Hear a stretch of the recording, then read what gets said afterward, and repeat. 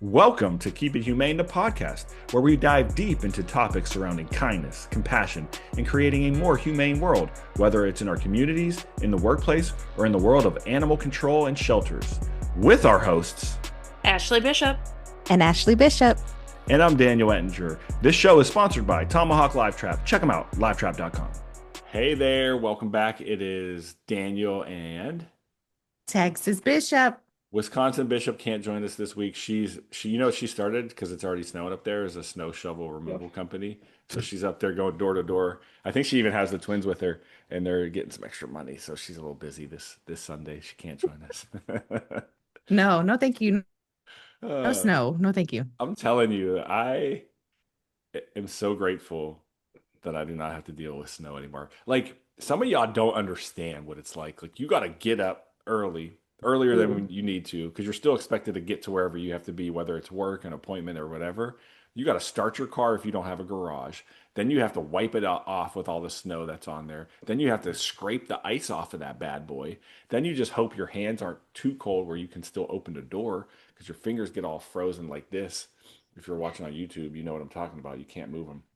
I am not a fan. It is literally like 67, as my kids would say, 6, 7. About our guest gets I, that d- one. I don't get. I ain't got no kids, so I don't know what that means. You don't trust me. You don't want that. When it's like in the 60s here, I'm freezing. So, well, anyway, we have a good show today. Our show this episode is sponsored by Tomahawk Live Trap, who's celebrating their 100th year in business of. Can you believe that since 1920? I can't even imagine. They're a We love family. Tomahawk. I know, same. I would imagine too, like back then when they were making these things, like they have some cool machines now, but they probably had like machines where they had to use like foot pedals and pulley systems, all sorts of crazy stuff. But they're a family owned, operated business that work with humane professionals around the world to produce the safest and most effective animal handling equipment available. You can save 10% on their products by using discount code Keep It Humane. That's right, Keep It Humane in all caps, no spacing. Visit them online at livetrap.com or call 1-800-272-8727. What's good, Bishop? Nothing. I'm really Nothing's excited. good. Nothing's good. I'm really excited for 2 weeks so I can be sending you pictures from the beach. Oh, And so we're South getting ready. Padre. Uh-huh. We're getting ready for our annual Bishop vacation that we try to take. We haven't taken since we got married in 23. So we're excited to do some fishing and things like that down there.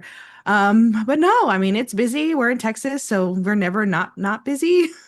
If I don't see a sunset picture with you and Bishop, I'm gonna be mad. I need that sunset on the beach picture with y'all too. I will say this is the first time we'll take all four of the kiddos down. So this whole pack has never been down to the beach except for one of them. Okay. So I'm excited to throw them in the sand and in the water to see what happens.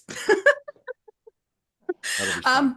Yeah, but we're Don't good. We're good. wait, don't be those people though. When I'm at Dog Beach here, Uh-huh. you always get those people that have their dog. So Dog Beach, you're allowed to have your dogs off leash, whatever. And dogs will tell you if they like the water or they don't. And you Hmm. always get these people that are dragging their dog close to the. I'm like, I kind of sometimes want to go over there and just pick up the dog and walk the other way. Like your dog doesn't want to go in there. Like if it wanted to go in there, it wouldn't be pushing back like this. So anyway, just please don't be that person. I never. It's I either know. you're gonna walk on the beach or you're not. We're gonna put you back up. I got two kiddos I know for sure that are probably gonna do well, which is gonna be Pickles, I love and pickles. Lulu. Yeah, Lulu I think will do well. But we're good. Things are moving on for our new facility, and I'm just getting real nervous because they're I'm so grateful that they are putting me on as the subject matter expert, Because but you are. that puts a lot of weight on my shoulders, y'all, and I'm getting a lot of feedback from the staff and making sure that everything that they think that we need is also comes across as well, because I'm not the only person that's going to be in this facility. So I'm excited.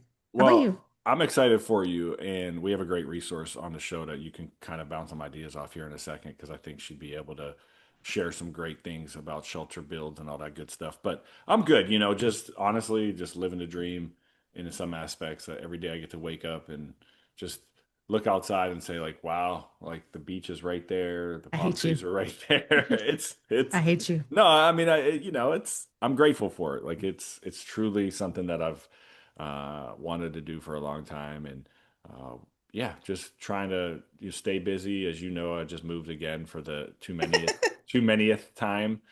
And I just want to say, if you're a landlord and you're listening and don't allow pets, I do hate you. And I don't use the word hate much. I'm just going to throw that out there that I hate you for many reasons.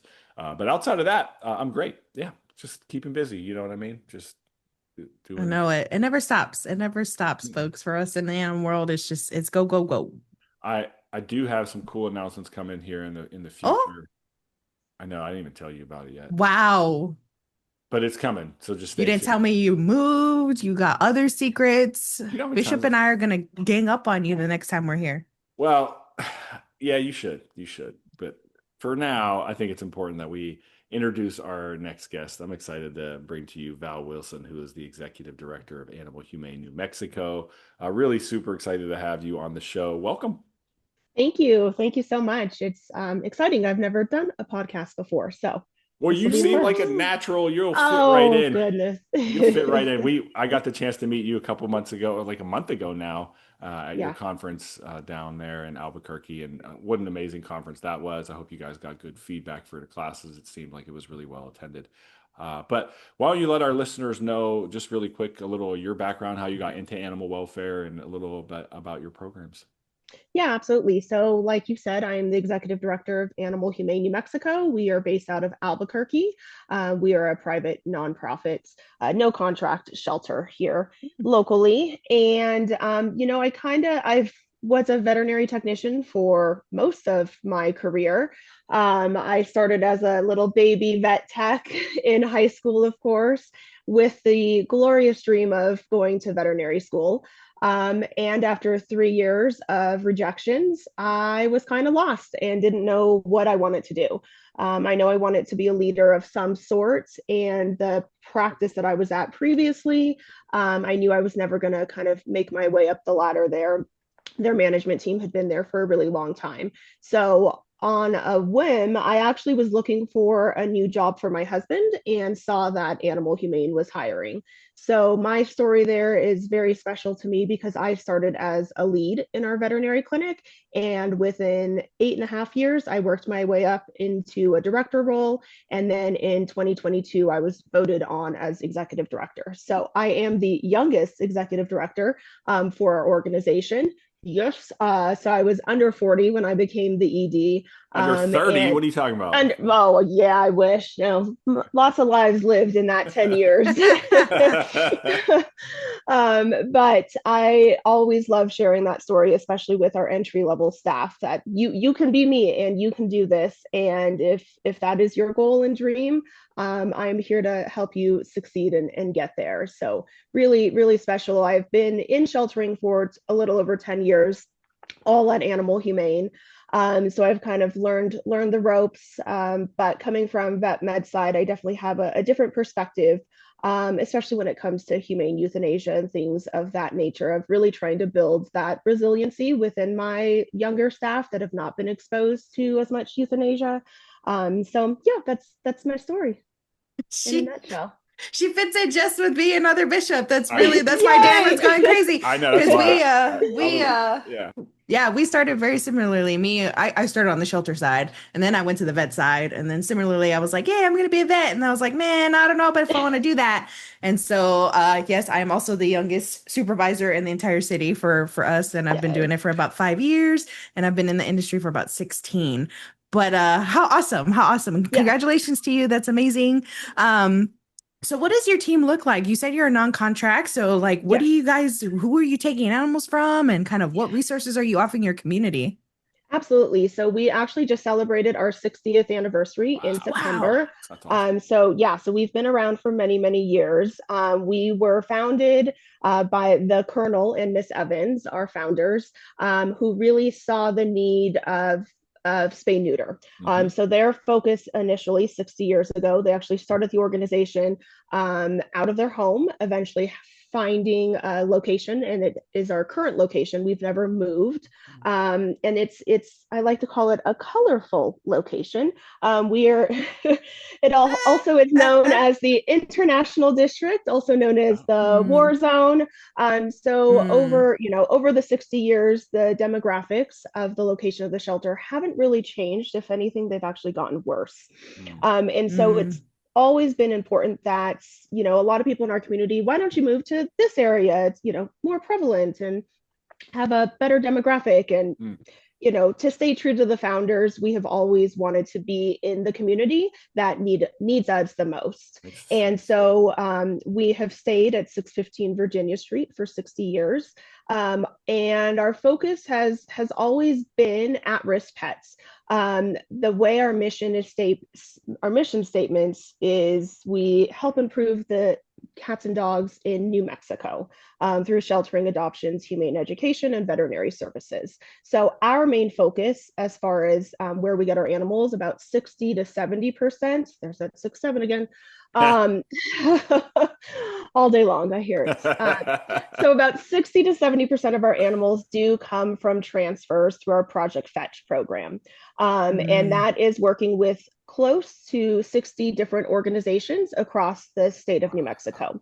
So those are either municipal shelters or smaller rescues that we work with. So a majority of the pets do come from those shelters. And it's all over the state. So all the way up top, Farmington, kind of trauma area, down to Las Cruces, and then everywhere east and west in between. The rest of the pets typically come from owner surrenders. Prior to COVID, we were about 50-50 with transfers versus owner surrenders. And then when COVID hit, we really wanted to look and really kind of refocus our pets coming from the rest of the state. We have pretty poor statistics in our states. We are always the lowest across the country, whether that's education, highest levels of poverty. I was just looking at some 2023 stats that did not look great regarding people being able to feed themselves. About 20% of the population just in Albuquerque is under the poverty line. Mm, So very, very, poor, just poor demographics. And so our biggest need we have seen is to transfer these pets from the rural areas to more highly populated Albuquerque area. Albuquerque is the largest city in the state. And so we've seen a lot of good success with that. But that also can pose some problems because our staff tend to feel like we are the catch-all for everyone mm, across the mhm, state. As you know, if there aren't other, larger transfers happening and transports out of state, we tend to feel and be the catch-all, whether that's for medical cases or mhm, behavior cases. So that's kind of on the sheltering side, and then on the resource side, my passion and my kind of project baby coming into ED was opening up a pet resource center. And I have done a lot of research on pet resource centers, and I think ours is very unique in the fact that it truly is about what the community needs. And so last year, we actually ended up closing. We had a doggy daycare boarding facility that was meant to generate profits to help sustain what we do on the nonprofit side. Unfortunately, with COVID and just things changing, and we realized that it was not generating revenue or enough revenue to sustain the model. So we have repurposed those facilities to use into a pet resource center. And many organizations I feel have bits and pieces mhm, of kind of community resources, but we have really focused it and centered it around after a community needs assessment that we did. So kind of the way we have modeled it is we have prevention and intervention type resources. So our prevention are going to be our companion care clinics. That's our monthly vaccine clinic, our pet health fair clinics that we go out into the community and do, spay neuter vouchers, things like that. And then our intervention are my favorite programs. So a program we piloted last year, started Don't t last year. wait, don't tell me. Please tell me it's called Breaking Bad. Dog. No. Come on. it's it's Perfect, called Val. Pit Stop for Pets. Oh. So we have a lot of funny, it's animal sheltering. Everyone Sure. has the cute names and the acronyms. Yeah. But Pit Stop for Pets is Oh, for I like people that. in crisis okay. because have the boarding facility. We were able to repurpose our boarding suites to offer long-term boarding. So Okay. about 90 days of boarding for Wow. people in crisis. So they're fleeing domestic violence, they Mhm. are going into medical treatments, they're in between housing, things like that. And over the course of about a year and a half, we've had a 95% reunification Oh, rate, that's wonderful. Wow. which is amazing to see the transformation of, the pet owner comes on day one, 90 days later, they are ready to bring their pets back into their home. We also allow them to visit. So we want to make sure that that human animal bond stays intact through the whatever crisis that they're experiencing. Do you, if I use that program once, am I still allowed to use it again? Is there a limit, if you will? No, no. I mean, if hopefully you're not in crisis again, and we've Well, you provided don't you with know me enough. too well then. I mean, you have moved a million times, so Oh, maybe you stop. are in crisis. Oh, But no, I mean the goal is to ensure that families stay together, okay. and so if they need supplemental support again in the future, then we're going to always offer that in some capacity. Holy cow. I'm looking at your all's campus and it's ginormous. Awesome. We're on 4 acres. So our main Whew. shelter is on one side of the street, and Mhm. then the pet resource center is on the other side of the street. I'm looking at So we're kind of Google Maps whole. here now too. Yeah, It's a huge campus. that's It's really awesome. yeah. You're So very much in the same community like we're in. yes, yes. Mhm. You need to do So what they uh, do in Disney and get some golf carts and like make a little tram we so they have could. two. We have two. We got two donations last year. So our That's facility. We also have a facilities team, okay. which is why our campus looks as beautiful as it does. All the black wrought iron fence, all of the metal buildings came in panels, and our Okay. facilities team built them from the ground up. And they take care of all of our grounds as well. So we're very, very lucky. And is this all like for the most part all funded by like basically donations and or grants, or how are you guys Yes. getting? Yeah. Okay. Yep. Yep. That's wonderful. That Yeah, so this year we're close to an $11 million org. We also have a very large thrift shop. oh cool. My So favorite. that's, yes, we actually last year moved from a very small location that we were really bursting at the seams into an old Big Lots. Okay. So it's over 20,000 square feet. So it is massive. What's it And called? that Because next time I it's visit, I would love to go there. just Animal Humane Thrift Shop. Okay. Yeah, it's But it's the best in town, and they are set to gross 2 million this year. Bishop, you might not So know this about me, but I'm a thrift shop junkie. Are you? I'm an antique junkie. yeah. See, Hmm. that's really cool. Um, so Val, I gotta ask you, how do you get this whole place running? Like how many employees you got? Um, Yeah. because for me, we're over here struggling. I got 11 employees. We're taking only like 2,000 animals in, and Yeah. we house probably 100 animals on our small little campus. Like, girl, how you doing it? I feel like one thing I didn't realize coming into being ED was, my God, the personnel stuff. Hmm. It's It the is just worst. it is nonstop, nonstop. So I am very lucky because I have a very strong HR team. So I have a senior HR generalist who does all of our hiring, and she is exceptional. And then I have an HR director. But we have 100, close to 130 employees. That includes the thrift shop as well. Okay. And that's about 25 employees, as well as a second smaller kind of boutique offsite adoption center as well.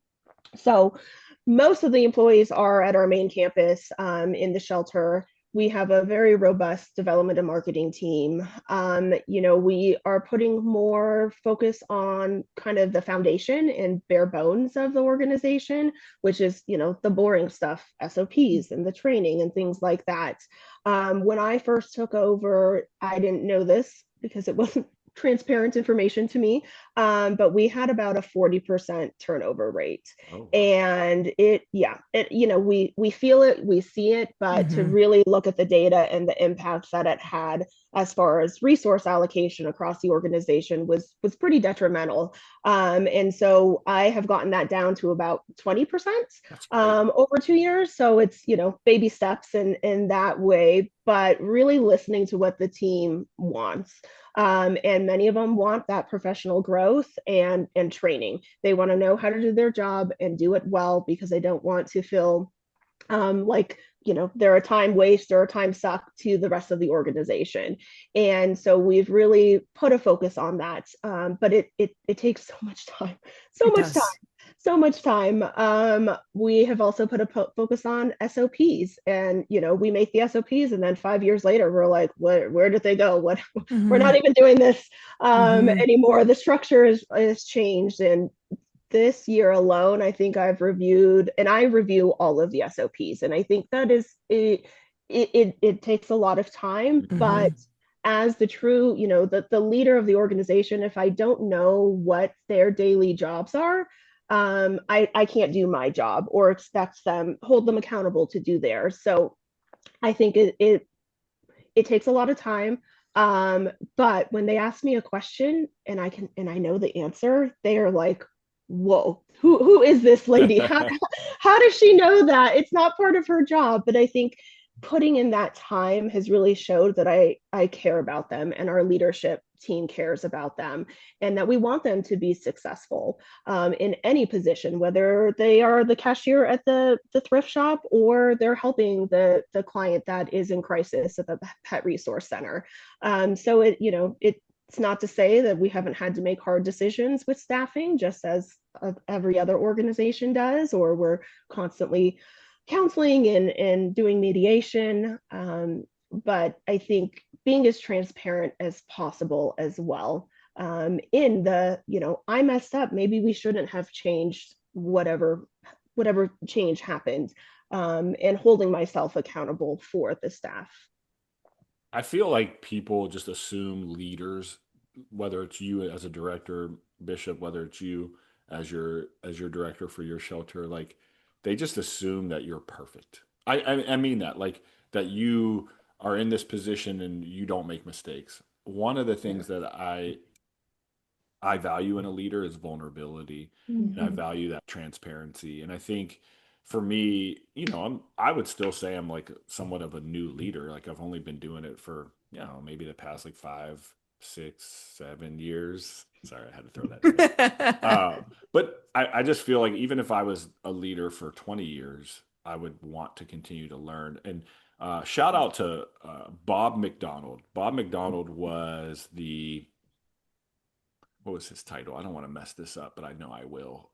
He was the director of the city and county of Denver's Department of Public Health and Environment for several years, and then he became the mayor.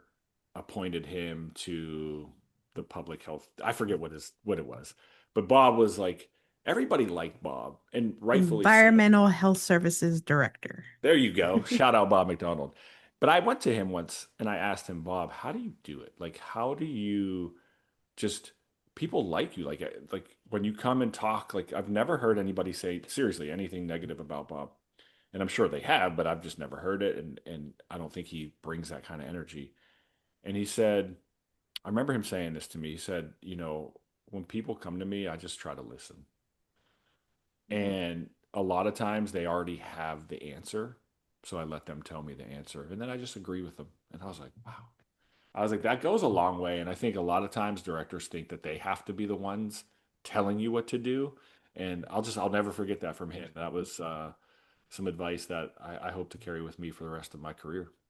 Yeah, that's really good advice. I think my kids, I have a freshman and a seventh grader, and I can still remember my first like week of being the executive director, and my son asking, "How do you know what to do?" Mm. Like, and it's a legitimate question. Yeah. Um, and to what this Bob McDonald has said, you follow what the needs are, right? What are the needs of the staff at that time? What are the needs of volunteers? What are the needs of donors? What are the needs of the animals in our care? And I think that is very true in being a leader. Yes, you are leading the organization, but you are listening and you are following to what the needs are of the people that you are overseeing and the animals in your care. And I think even to this day, he always asks, but how do you know what to do when you get to work? And I'm like, I don't know, but I just fly by the seat of my pants sometimes. Like, Yeah, you just go. Yeah. yeah. And I tell our staff all the time too, I will never give you a task or a reason because I just said so. Yeah. There's always a method to the madness. Yeah. And a while back, like 2 or 3 years ago, somebody from our board that we answer to and stuff came in, and I was wiping out cat kennels because it needed to get done. The staff was doing other Mm-hmm. stuff, and he's like, "What are you doing? You're the director of this facility. Why are you cleaning kennels?" I was like, "Because I'm just like everybody else. Yep. Like, if they need that help, that's what I'm here for. My door is always open. Just because I'm doing something doesn't mean they can't come and grab me and say, 'Hey, can you help me take care of this?'" Absolutely not. And I think it lacks a lot, I feel like, in our industry as well, where it's like those in um the chain of command kind of lose that perspective of Yeah. what their staff underneath them is going through. And then once you lose that, it becomes very hard to maintain that relationship with your staff. Yeah. Mhm. Yeah. Val, Absolutely. Val, I guess, what has been the easiest or maybe the most like instinctual thing with Pit Stop for Pets so far? Like what? Mhm. Yeah. As far as the biggest need that we're seeing Yeah, like what through has that just come program, so natural for you? Like you're like this just it made it so easy when you created that. Yeah. I I again I think it goes back to our staff and our team. They were the ones rebounding the calls day in and day out of, I am in between housing and I have nowhere safe to place. One story that really sticks out to me is an individual that was working, but he was unhoused. And so, what we did in that circumstance, because he was unhoused and wanted the companionship of his dogs at night, we day boarded his animals. So the dogs would come play all day in the play yards, and then they would be reunited at the end of the workday. And that those positive outcomes, again, with that 95% reunification rate, I think it's giving the staff the opportunity to help in a way that they never thought they could help, and that's pretty much all of our programs at the Pet Resource Center are doing that. And I think it's about finding the right staff that, we all know this. 15 years ago, I only want to work for the animals and I'm only here for to work with the dogs and the cats, when we know, even 15 years ago, we should have been better at knowing, People, there's two ends to the leash, 100%. always. always. And so it's about finding that staff also that is empathetic enough to work on these cases, but also knowing when to step away, and that, we need to pause this program. So I think it was really just giving them the opportunity to find programs that are going to be impactful, in whether that's impactful to our heart or to the actual people that are experiencing the crisis. So we do have a social worker on our staff as well. And so she helps oversee Pit Stop for Pets, as well as our safety net program and our Peaceful Pause program. The Peaceful Pause program started a couple years ago because we were seeing with our safety net intervention program, a lot of people were unable to afford the price of humane euthanasia or cremation services for their pet. So again, out of the need of a program, we didn't want to use all of our safety net funding for euthanasia, funding or cost, and so we created the Peaceful Pause program, for just that type of situation. So I think it's again just looking at what is your staff really rebounding every day. What are the needs of the community? They are the ones doing that frontline work and really listening to what they're sharing. Totally. What is your relationship like with the other organizations? Like, do y'all have, I'm sure y'all have relationships with your local animal control, your local Yep. shelters that are around. So like, how are you guys partnering to kind of spread y'all's message? Yeah, so I work very closely with the city of Albuquerque shelter director, as well as Bernalillo County. So there's some overlap. It's with those two organizations as well. But the three of us as directors, we work very, very closely. We also have started something that we're still trying to figure out how this program will work, but it's New Mexican, which Mm, is companion animal coalition that's type awesome. with all of the directors in the state of New Mexico. But it's again, I think it's education and making sure that city employees, county employees know about our pet resource center and all of the different programs.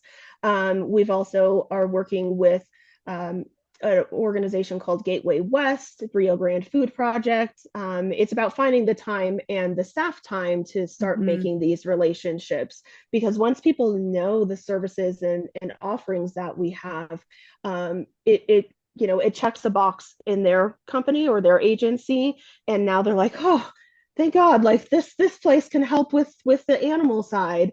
And so it gives them a little bit of that pressure release as well when they do find out about the different services and offerings that we have. But I think in animal welfare, where we as professionals always want to try to fix the whole being, knowing that we are never going to be able to fix the whole being. So how do we find the programs and services that we can do really, really well and excel at to still help? And I think that's also part of training our staff so that they don't feel that they have to be the fixer of the whole being, and build those relationships with other organizations that can help with the human services side as well. Several years ago, I worked with a bunch of dog catchers. I'll just say it that way. I like to keep it real. Yeah, I keep it real. And I would always hear this. This is not something I agree with, and that's why I want to set it up this way. I would always hear this mentality of, well, if they can't afford to have a pet, they shouldn't have a pet. What kind of, if you've received any backlash, have you received for opening something that some would say enables people that, in their opinion, Mm-hmm. shouldn't have a pet? Yeah. We have been very lucky. I thought that there would, especially on the donor side, be some pushback. Hmm. And some donors have not agreed with our Paws on the Ground program. Um, and I wouldn't say that they don't agree. What's the politically correct word? They would prefer just not to hear about those stories and that particular program. Sure. Um, but I think, again, coming from the veterinary medicine side 10, 15, 20 years ago, I mean, those were conversations that we had in the back Mhm. as techs. If you can't afford this animal, why you Yeah. shouldn't be allowed to have it? Yeah. And I went to a session probably like 2015, 2016, and Dr. Blackwell, of one of his sessions at a conference. And he said, and I will always remember this, there's 1.5 million dogs and cats that live in homes under the poverty line. Are you going to adopt 1.5 Mm. million dogs and cats? Where are they going to go? Are they going to get euthanized? Are they going to go into a shelter? And I think that companionship and pet ownership should never be defined by how much money is in your bank account. Agreed. Um, and I when I talk with donors, um, I really bring it back to what would they do? Mm. What would they do if overnight they lost their home, they lost their financial means, they lost their job? Would they want their pet stripped away? And Yeah, I yeah, could get rid of no. I could get rid of I could get rid of every single possession that I own Yeah, except for my pet. yeah, And I would be happy to do so if it came down to it. Like yeah. Mooney, as he's sitting, man, can I just I have an ADHD brain, so I've been moving, etc. And yes, I let my dog sleep on my bed. You can judge me if you want, whatever. Oh God. So I sold my king size mattress because the apartment that I'm going into is just a little too big for the bedroom. But so in the meantime, the last 2 nights I was sleeping on a twin size mattress. Guess who doesn't know the difference? Yeah, the dogs don't know Mooney. the difference. Yeah, this man was pushing me off the bed trying to get his space. But no, my point is, I agree with you, Val, and that's why I wanted to bring it up because I think that we have to understand that the issue that we face in animal welfare isn't an animal problem, it's a people problem. And if we can provide those resources to the people and show that we're compassionate and can find ways to be innovative in the community, what you're doing, honestly, Bishop, I don't know if you know, I don't know of another shelter doing something. This is pretty damn groundbreaking and innovating. And I think it's a wonderful thing that you're doing. Thank you. Yeah, and again, it's about making our community the healthiest pet owner community, right? And regardless of how one person chooses to live their life versus another, animals still need that care and they still need access to care. Hmm. And that's how I bridge the gap with donors, with stakeholders that may not agree with all or any of the programs. It's not about defining what that human is, it's about helping the pets. And that's why you give to this organization. That's why you work for this organization. And if we can be impactful in different ways, and we have 2,000 fewer animals entering the shelter each year, that is a win. And if we can help these people get set up with other organizations for on the human services side, great. But our goal ultimately is helping the pet, and keep the pet in the home, regardless if it's a home on the street or a multi-million-dollar home in a neighborhood. So, yeah, I think that's, working with the other organizations, the city and the county shelter, just letting them know what services we offer, is how we're kind of getting out there. When we did our community needs assessment, it was really interesting because one of the questions asked pet owners, how do they learn? Where do they go to find resources or to be a better pet parent? And many of them said they're veterinarian, and many of Hmm. them said pet stores, which was very interesting to me because Hmm. we don't have a lot of pet stores. Besides the PetSmart and the Petco's, we have a couple smaller ones. And so that's kind of our next focus, is making sure that the veterinarians in our state or local city and the pet stores know what resources we're offering to the community as well. Another program we're doing is Train Humane, which is no cost training offerings. We're working with private trainers Can who you come in. please just rename it to Breaking Bad? Can you do that to hurt me?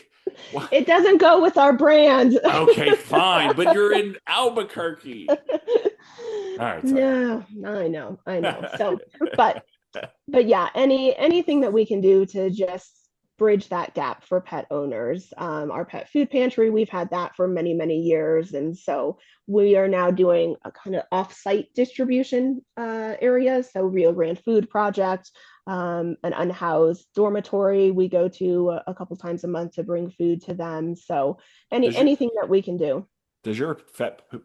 pet food pantry, do you offer or do you require not require but like highly suggest that the animals that they're getting food for get spay or neutered? Is there any Yeah, sort of yeah, yeah, we just rolled out our own spay neuter vouchers. So good. as That's we're at so these cool. different events, they can come. We are great, very lucky that we have two full-time veterinarians, and I have a third one starting in the new year. That's awesome. So we have always had three full-time. Right after COVID, we lost all three of our long-term vets. All went kind of their separate ways.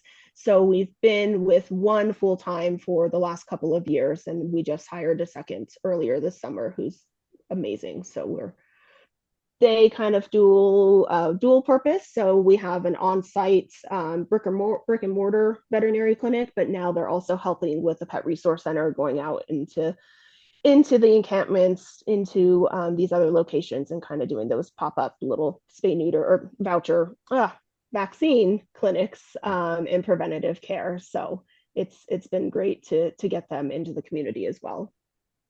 That's Awesome. amazing. Yeah, we I'm lucky to be in a city that cares about their pets in the shelter and kind of what we're doing. So, a couple of years ago, we started free vouchers for all of our citizens. So we do 300 vouchers for free spay and neuter. All they have to do is prove that they live in the city, and that's it. Because for us, a fixed pet is a better pet. So, Yes. we just want to make sure that we get as many animals off the streets. But I will say, Val, y'all are doing some amazing things. I mean, for an organization who has no contracts with anybody or anything like that, I mean, y'all are a self-sustaining organization that are doing so much that like 4 or 5 organizations that I know that are trying to impact. So kudos to y'all for all the good work that you're doing, because Thank that's you. amazing. Thank you. Yeah, and on the shelter side, we're experiencing the same issues that Mm. everyone, longer length of stay, dog, adult dog, large dog adoptions have really slowed down. So a couple of things that we created this summer is one is called the Heart Team, which again we love our acronyms. It stands for helping every animal reach tomorrow. And with that team, what I did was actually created it with the intention of it being open to anyone across the organization at any level, to focus on our long-term residents. And so they meet every other week ahead of our kind of outcome meeting that we have. And so they are really, we have within the Heart Team, they have two focuses. One, to work directly with our long-term residents, and then two, if they don't have the capacity, if they're a veterinary receptionist or something and can't leave the desk, they work on other kind of desk duties to get our animals adopted faster. So since we've started that Heart Team, we have seen a decrease in our length of stay for our adult dogs. And so we're trying to we were about 30 earlier this year. I believe we're about 20, between 20 and 25. So their goal is to get our average length of stay for adult dogs under 20, which is where we were pre-COVID. So that is one thing that we've started on the shelter side. The other is another kind of baby project and passion of mine, again, coming from the vet side. And this is some people are shocked by the fact that we are trying this, but I'm going to just say it and put it out into the universe. We have started piloting a program called PAWS, which stands for Post Adoption Wellness Supports. And we have selected our five longest stay dogs, and they all will get 1 year of veterinary care through our clinic for free.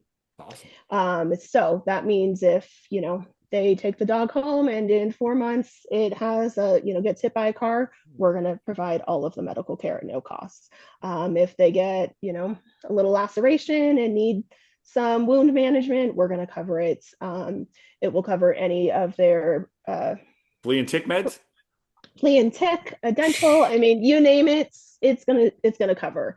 So again, we're hoping that because we are lucky enough to have a great veterinary and medical team, and donors who have always supported our clinic, that this will just be an added benefit, and we're hoping to really see these animals get adopted sooner. We know where kind of the state of the country is, and inflation and cost of care and access to care is very difficult in our area. So we're really hoping that this will again bridge that gap, for adopters to be able to take home a new pet or a second pet from us. Wow. I'm jealous, honestly. I'm like, wow. Mooney, no disrespect. I'm about to go adopt one of those long stay dogs. We have a beautiful hound dog named Snoopy that we need to get into a home so bad. Do you do a fundraiser or anything, like a gala or anything cool, like because I want to go. I feel like it's so fun. We our biggest fundraiser of the year is Doggy Dash and Dawdle, and it's a 5K walk or run. Okay. And so it used to be in November, but we have moved it to March now. Too cold in November? Well, March and November all kind of also have the same weather. It was supposed to be in April, but we found out there was a food truck carnival at the same time as our event, and they don't allow animals at their event. Speaking of events, don't you have the biggest hot air Air balloon. balloon. That was just a couple weeks ago. Do Yes. y'all do anything with that, or is that more just the city No, shuts that's the down for city. that? Yeah, Yeah, yeah, yeah. yeah. And dogs don't like hot air balloons. I could see So why. I don't like. it's I like don't like it's them like either. fireworks, right? Yeah, those things are loud. They're scary. They just go wherever the wind. I'm no. Yeah, I don't do heights, so I will look at them from below, but yeah, no getting me on anything higher than a foot above ground. Hold on. Is Snoopy this blue tick hound that y'all Yes, have? He's yes, very handsome. yes. She's a girl. We're changing Oh, her she. name. My Yeah. bad. We finally decided to change her name. We had done just so much promotion around Snoopy, the name. Uh-huh. So we're gonna be, I can't remember what we're changing it to, but I think it'll happen after next week. Um, yeah. Well, Yeah, Val, there. Beautiful Uh-huh. dog. that's you have just wonderful stuff that a lot of people may not know just looking at the website, and I think it's really important that you're sharing that story. People, please, you know, check out your website. I think that's probably one of the easiest ways to see all the work that you're doing. So Animal Humane NM for New Mexico, animalhumanenm.org. And then Yes. maybe there's probably a contact us page if they have questions, they can reach out to you, right? Yes. Yeah, that just as like you may be able to provide somebody some like a template or some resources so they don't have to recreate the wheel. But I've never like this pit stop for pets is that's amazing. Yeah. Yeah, Yeah. We love it. And again, just helping in ways that we never knew we could, um, is is just so great. Bishop, you know what it's time for. Ah, yes, I do. It's my favorite section of the interview. It is called "What does ChatGPT know about our guest?" It, Oh, can I just say fun. it is the cutest picture of you in this little puppy, a black and white puppy. You're wearing like a nice pinkish rose color Oh, yes, that was when I blouse. first became ED. It's adorable. So background and career, it talks about you are the executive director of Animal Humane New Mexico. Your LinkedIn profile has her as a community and animal welfare focused executive director and indicates past involvement in animal science, pre-veterinary studies. You hold a Mhm. bachelor degrees in science and animal. It's scary how much this stuff knows. Yeah. But here's my favorite. You and your husband run a small farming enterprise. What? Yes, oh, I know. Yeah, my life is crazy. Yeah, my husband, he works full time on our farm. It's Oh, Lotus Farms.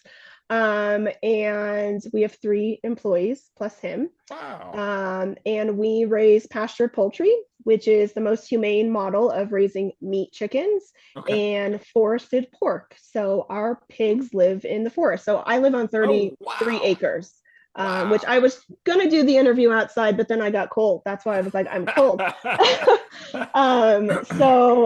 Yeah, so we raise pastured poultry, and that we raise about 4,000 birds every year.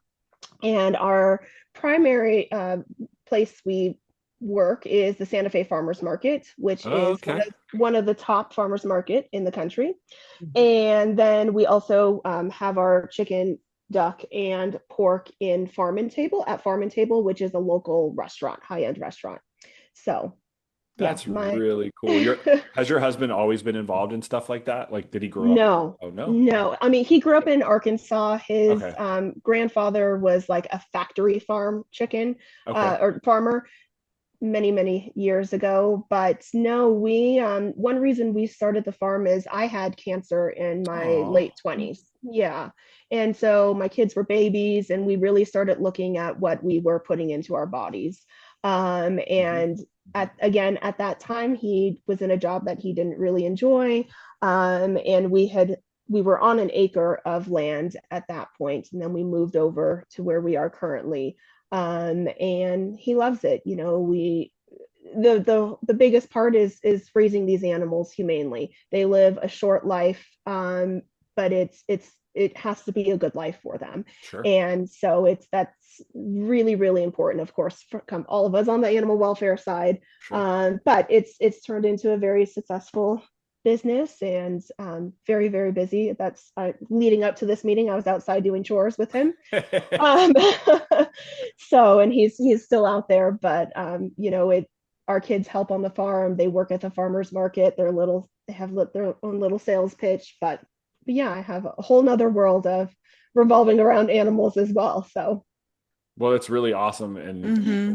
we appreciate you coming on to talk about the great work that you're doing. thank you. Yeah. And it's neat to be able to find out some of the other things that people do. And it's amazing how AI knows so much about us. It's Right. I know. scary. It's scary.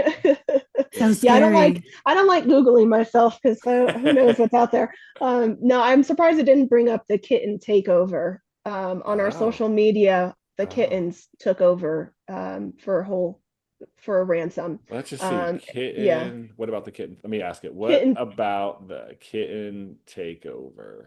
Let's see what it knows. Let's see how good you are, Let's see AI. how good. Let's see.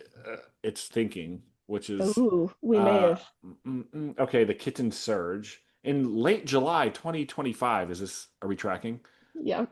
Animal Humane New Mexico launched a social media stunt called the Kitten Takeover, in which kittens seized control of the shelter. They posted a tongue-in-cheek ransom demand.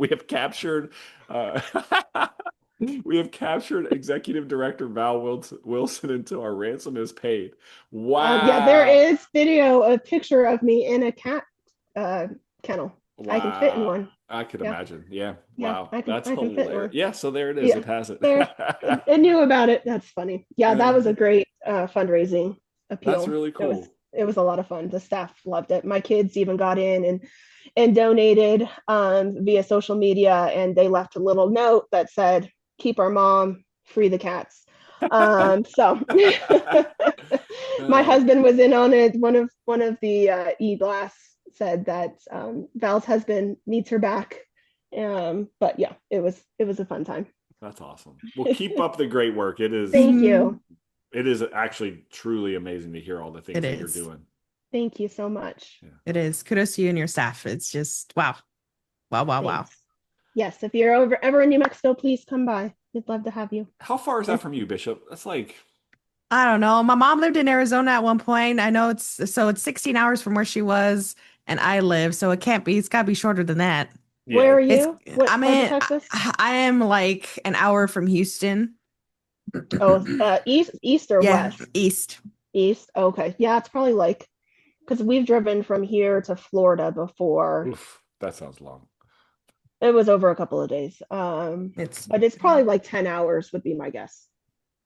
Because it's about yeah, College New six. Mexico. Station, Yeah. Texas, right to the doorstep of the shelter with 11 traffic. Yeah, hours. 11. Yeah. it's not bad. You could do it. That's a day trip. I mean, the longest part is getting out of Texas. So It's let's Texas. all be Yeah. honest. Texas. Let's be Yeah. honest. No, I was like, we are never driving this again. I can't be in Texas for this many hours. Well, Val, we really appreciate you. Keep up the Hmm. great work, Thank and you. yeah, you're always welcome. If there's ever anything you need to talk about on the show, you're more than welcome to Great. come back. Or if you want to just give us the info, we're happy to pass it along to the listeners as well. Wonderful. Yeah, Great. and Are you guys going to Alba? I'll be in Alba next Mm-mm. month or this month, I guess. Mm-mm. I haven't Wonderful. stepped my foot in there yet, but hopefully soon. Good. Wonderful. Well, thank you guys so much. yeah, Have a good day. thank you. Thanks for listening. And as we like to say, let's continue to help people Help animals. and keep it humane. Keep it humane.